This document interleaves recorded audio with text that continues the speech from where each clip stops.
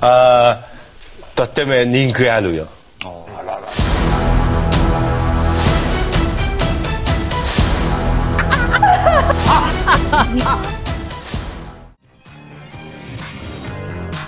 今天我们要通过一个充满极端争議的人來講一個癲狂失控的年代。這裡是 Simbiz， 我是樂童。最近為了李獎看了網飛大熱日劇《地獄占星師》，不得不說李獎依舊貌美，演技爆表，演出了一種非常真實的壓迫感。但今天我們說的不是劇，因為比劇更爆更炸的是劇裡李獎出演的真實原型細木樹子，一個給瘋狂時代算命的女人，經歷了銀座夜場、政商交易、泡沫崩塌、媒體爆炸，從昭和女帝搖身一變，又變成了最具爭議的命運魔女。她是一個集慾望、權勢、控制各種複雜因子於一身的真實人物，也是泡沫時代裡不擇手段的女王。她的人生基本上就是日本近代商業文化的 X 光片。如果有喜歡昭和商業的朋友，可以訂閱支持一下我們頻道，有各類商業內容在頻道裡，我們也會定期更新日本經濟系列。我們回到正片。2006年5月，日本作家溝口敦在週刊現代裡開始連載有關細木生平事跡的魔女的履歷書，總共14回連載，裡面詳細記錄了她和極道人脈的深層關係，還有歌手島倉千代子、政界人物的各種複雜糾葛。細木本人隨後也在週刊文春裡發起了反駁。魔女細木出生在1938年的東京澀谷，家中8個姐妹兄弟，她排行老4，但沒有人會料到這位老4後來會成為銀座女王，還在電視上用判決的方式告訴別人那句名言：あんた地獄に落ちるわよ。ヒットしますよ。これからのね20年。来ました小室哲哉氏が詐欺容疑で逮捕です。戰後他的父親去世，母親在澀谷經營一個小店，支撐一家人的生活。小店附近有美軍基地，很多美軍會來這裡消費。獨生女人支持店鋪，孩子就要早早的學會看臉色。慢慢也明白了一件事兒，人在沒錢的時候，尊嚴是很薄的。那時候東京開始出現了一批早上穿西裝，晚上喝一杯的男人。東京的城市商業開始逐漸復甦，所以街區需要招牌式人物，小店也需要噱頭，所以年輕姑娘就變成了一種招牌。細木很早就明白，人的外貌、身份、傳聞都可以拿來經營。17歲那年，他離開學校，進入了成人世界。他在一個熟客證券公司副社長的幫助下，在東京站開了第一家只有3平米的站立式咖啡店，早上賣飯糰，晚上做酒類生意。緊接着開了新橋的小酒館潤。一個17歲的女孩開始用自己的方式來研究男人、錢和城市。她從自己的小店一步一步開始接近東京權力的核心地帶銀座。那她後來為什麼不開店，非要去銀座呢？屏幕前熟悉夜場邏輯的男性都應該明白，因為那裡有更貴的酒、更闊綽的男人、更危險的關係和最關鍵的是有更複雜的錢。60年代初的銀座，日本製造業的手剛剛開始伸向全球，俱樂部裡全是工廠老闆和銀行行長，昭和黃金時代開始了。銀座也變成了接待客人和商業社交的重要場合，這可是日本財經的隱秘後台。所以19歲的他當時關停了新橋小酒館潤，去了銀座巴丁木高級俱樂部梅魯巴做媽媽。這一年，他完成了從小店老闆到銀座女人的升級。1964年，東京舉辦奧運會，新幹線也通車了，日本人開始了狂熱的心理預期，所有人都認為只要努力，錢就是無限的，花不完的。但細木在吧台後面看到的是另一番光景，那些不可一世的商人在資金斷鏈時候的脆弱，那些財閥繼承人在爭奪權力時候的懦弱。同時他發現銀座俱樂部有2種女人，一種負責甜美微笑的裝飾品，另一種是負責傾聽壓力的避風港。但細木創造了第3種，審判者。在梅魯巴，他磨練出很辣的處事和拿捏人性的能力，在給客人倒酒的時候，漫不經心指出對方業務中的漏洞，或者預言某個項目你可能會失敗。這在當時的社會是一種大忌，但在俱樂部這種場景下，冒犯反而有時候成了一種比較有趣的特徵。他不討好客人，他的目的就是要讓客人牢牢記住他。他開始影響那些男人，並判斷他們的資產情況，利用男人那種隱秘心態，就是那種當他們手上有巨額資產的時候，心裡就會對未知有着極大的恐懼感。所以他成了他們的定心丸，每天晚上都要來銀座找他傾訴。細木如果聽說對方賠了錢，他會說命該如此；如果說對方賺了錢，那自然就是因為聽了他的建議。這種無理的邏輯，在這些掌握經濟命脈男人的心裡，竟然有了一席之地。所以這時候的細木已經不滿足給別人打工了，他要開自己的廠子。他利用社長田島剛三的私下幫助，用存款和銀行貸款湊了2000萬日元，開了自己第一個高級酒吧卡祖薩。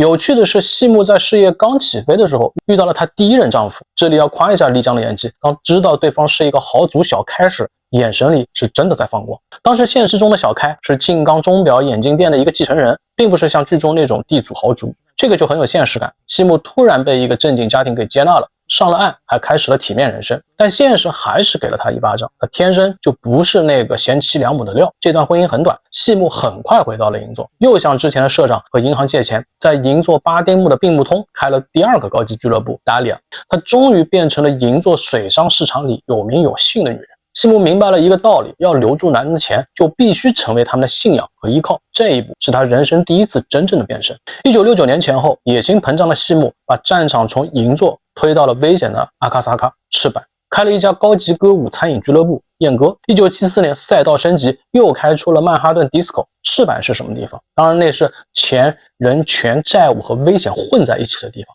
他的人生很多灰色人脈就是從那兒開始的，但他明白風浪越大魚越貴。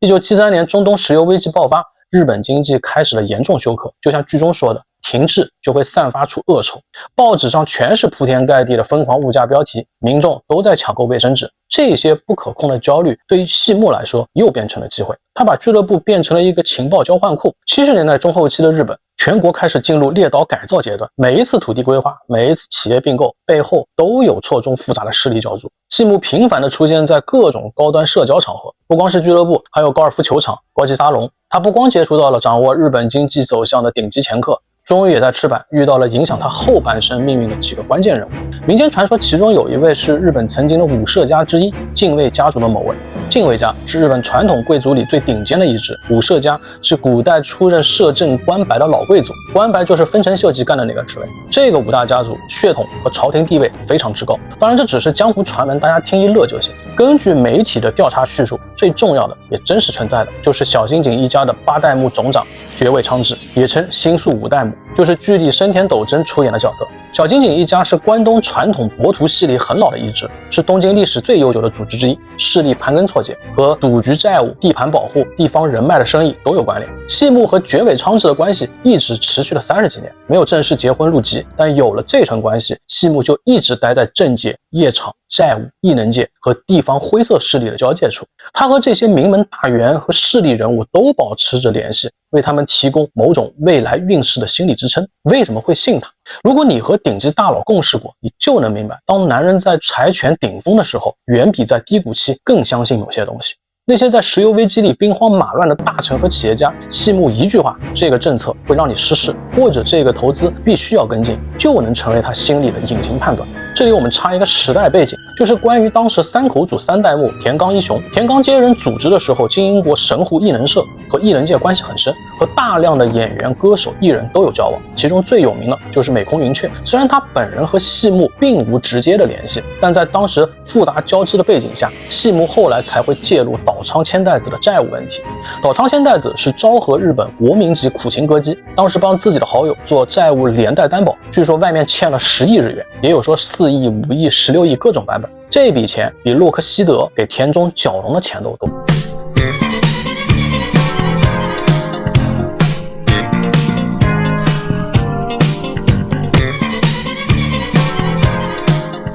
1977年，日本新聞全部在追着洛克希德事件跑，前首相田中角榮被批捕，政界、商社、航空公司和中間掮客全部被拖到陽光底下暴曬。因為美國老牌軍工洛克希德在日本推銷飛機時，有1250萬美元以佣金的形式流向了日本政商兩界重要的人物，其中就包括田中角榮，還有運輸大臣橋本登美三郎、全日空社長若霞德志等人。搞笑的是，這事兒還是美國人自己在聽證會爆出來，日本人第一次看到經濟奇蹟的背後，除了努力和制造業，還有政治獻金、中間人和看不見的交易。同樣1977年，細木樹子介入了島倉千代子的債務問題，陪他開了記者招待會，還同時幫他處理債務問題。但這段關係爭議非常大，報紙上有人說細木是救命恩人，但也有人說他拿到了島倉3年裡各種演藝收入。但不管怎麼樣，細木還是完成了他人生第2次華麗變身，開始成為了別人的命運代理人。這也是他後來成為平成黑魔女的初始。他把自己在银座赤坂艺能界训練出來的那套本事包裝成了一套有規則、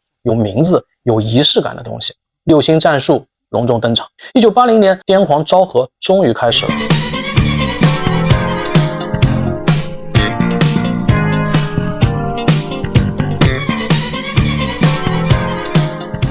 在70年代，石油危機和醜聞過去以後，日本開啟了一輪更為誇張的繁榮，企業擴張，銀行放貸，土地價格衝破大氣層，所有人開始買進口車、名牌包，海外旅行。東京的夜晚被日元照得繁華透亮，人只要身上的錢莫名其妙的變多，心理上就會一邊狂熱一邊心虛。所以在1982年，細木的機會又來了，連續推出了自己寫的占星書《六星戰術相信運入門》《大殺戒命運操縱法》。因為85年廣場協議以後，日元快速翻了2-3番，日本進入了瘋狂資產時代。大家如果想體驗這種財富癲狂感，可以去刷一下我頻道裡的這部視頻。那時候企業和銀行的錢越來越多，土地和股票像通往天堂的電梯。到了1989年，日經衝到了歷史高位，整個日本都像喝醉了一樣。這時候的細木又變成了泡沫時代的精神會計師。但問題是，占星術再紅，還是會被人覺得是一種江湖生意。想要把事業做得更大，就要更高級的背書。另一個關鍵人物出現了，安岡正讀。他是日本典型的保守派右翼，是當時財政兩界非常吃得開的思想導師、帝王學老師、陽明學者，各界首相身邊的人生指南針。這位對他很重要，在日本的影響力是一方面，更重要的是另一樣東西。銀座給了細木錢，赤坂給了他人脈，島倉給了他藝能界的影響力，安岡正讀給了他一樣根本得不到的東西：正統性。什麼是正統性？就是他過去怎麼努力都進不去的那層日本政界、財界、思想界、老派精英、權威名望。細木終於伸手去觸碰日本最體面的那個階層，這也是他第3次最華麗的變身。有了這個罩子，他開始講先祖供養，講墓地，講因果。這套東西一旦和錢綁在一起，就會變得非常敏感。但他早就習慣了和高爭議相互捆綁在一起了。1983年前後，細木和已經80多的安岡正讀發生了婚姻爭議，涉及到了婚姻界、親族反對和婚姻無效等等。但他根本就無所謂，因為他明白他要的是什麼，他要的是身份。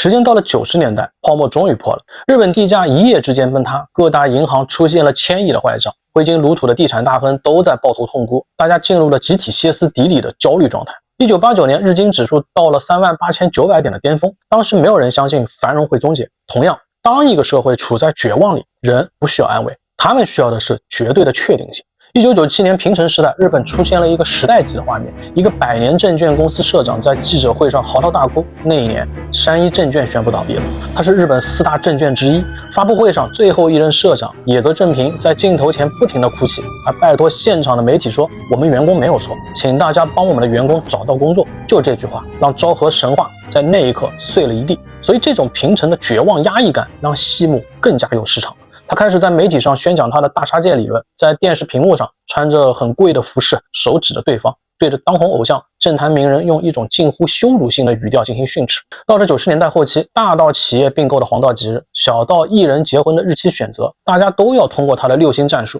在全民低迷、經濟增長停滯的平成年代，細木數字這4個字就是收視率的保證金，出版界的印鈔機。因為日本失業率逐年攀升，大家都不相信努力就能成功這種昭和神話了。他精準卡位在這個社會不安點上。2000年的日本電視和當時的社會一樣，非常微妙。泡沫破了10來年了，日本人嘴上說習慣低增長了，但心理上其實根本不習慣。公司不保證你一輩子了，男人的收入也開始不穩定了，女人也都不甘心当家庭主婦，年輕人都開始躺平了，藝人都開始靠醜聞續命了，綜藝節目也喜歡把人放到鏡頭前公開拷問，這些都讓細木在2004年找到了最適合自己的舞台。他的2個冠名節目開播，一上來收視率都很高，一個是幸福到底是什麼，最高到了 20.5%， 另一個是直說吧，2005年最高到了 23.5%。細木開始被稱為收视女王，她坐在台上，臉上也沒什麼笑容，一開口就是判決，但從她嘴裡說出來的東西，觀眾們就很愛看。為什麼？因為平成太壓抑了，所有人表面上禮貌、克制、鞠躬、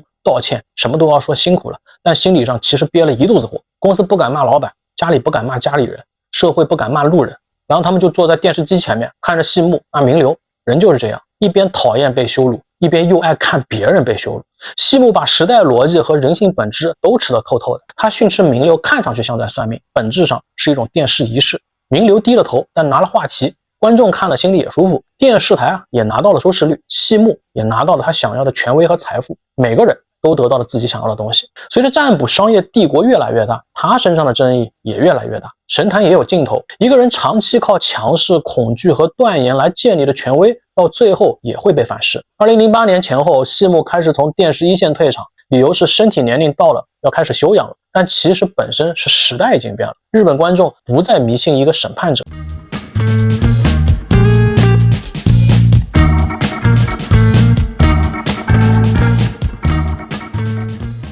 魔女細木身上有太多的爭議，她身上有太多的灰色地带，也有太多說不清的人脈，太多讓人不舒服的生意。她踩中的每一步，基本都是日本經濟的裂缝。細木這套商業模型，先是制造不安，再解釋不安，最後再給出解決方案。這套模型在今天叫成功學，叫人生教練，叫財富專家，叫情緒價值，叫高維度認知，等等等等等等。魔女不會憑空出現，魔女只會出現在一個人人都想發財，人人都害怕失敗，人人都想找人給自己背鍋的時代。細木的人生本質上是人性在極度不確定性當中的防禦機制，在今天這種機制依然存在。看他的人生，就會看透我們自己在焦慮時代該如何立足。這裡是 CNBIS，我是兒童，我們下期見。